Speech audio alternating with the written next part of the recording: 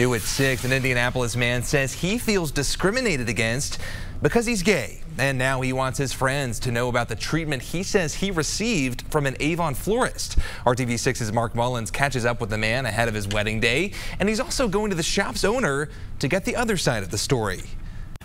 David Elliott is excited as he shows us pictures of the man he's going to marry in less than a month. And like any wedding, there's a lot to think of. Suits, rings, flowers, arrangements, coordinating places and stuff like that. But he ran into some trouble last Thursday when he stopped into Avon Florist on Rockville Road in Avon.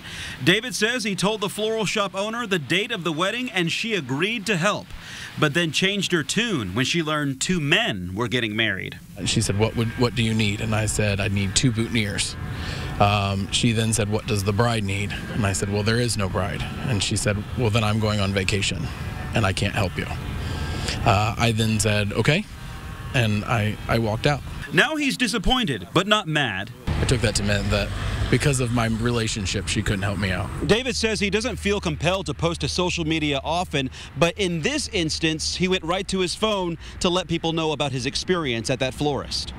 So far, his post has had a barrage of responses, with supportive comments even coming in from overseas.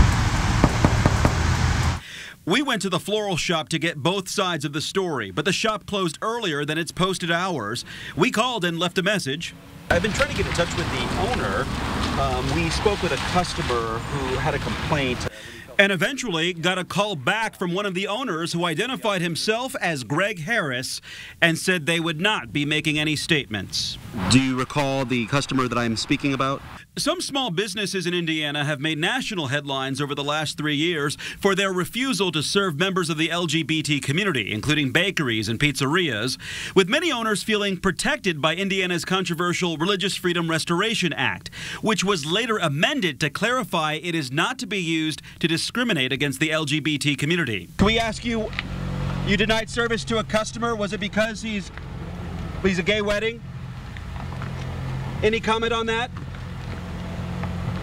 Everybody has their beliefs, and you can believe whatever you want to believe, but if you're working for the public and in the public, you should be able to set those aside for the public and for your job. And David is still planning to marry his fiancée.